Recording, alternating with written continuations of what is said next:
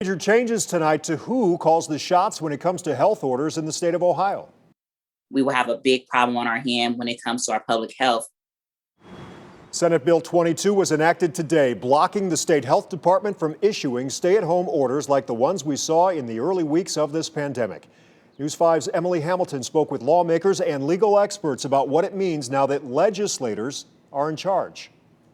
Rewind to March 2020. The reason why we shut down as a state is because our hospitals could not handle the capacity of people that were getting COVID and that needed help within our medical system. Businesses closed up shop, students left for spring break, never to return to the classroom, and stay-at-home orders were issued by Governor Mike DeWine. Even with those measures, we lost over 600,000 lives in this country. That is astounding. Now, Senate Bill 22 allows the 132 state lawmakers in the General Assembly to vote down health orders or emergency declarations without the governor's approval. It takes the focus off of putting our trust into science instead of putting the trust of inexperienced legislators like myself. Last year, DeWine and then Health Director Amy Acton implemented that plan of action. This was an emergency. None of these were random acts or random decisions. They were justified by the existence of a public health threat. And some felt their civil liberties were violated. Legal expert Sharon Hoffman says that's not the case. The Constitution reserves to the states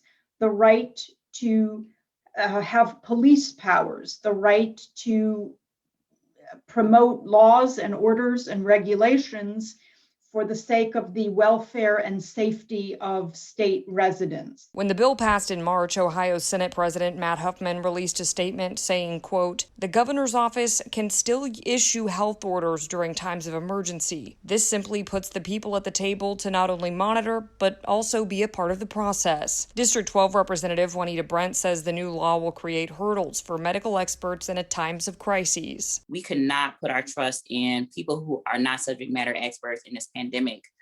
This is very problematic. This has become an issue of Republicans versus Democrats. It has become an issue of politics. It has become a competition of who should have power and who shouldn't have power. Senate Bill 22 also keeps local health departments from banning mass gatherings or closing schools, and forbids health departments from issuing quarantine and isolation orders to people who have not been medically diagnosed with the communicable disease. This is likely to cost lives if we have another pandemic, which many experts predict, or if this one, because of the variants, becomes a big problem again. Reporting in Cleveland, Emily Hamilton, News 5.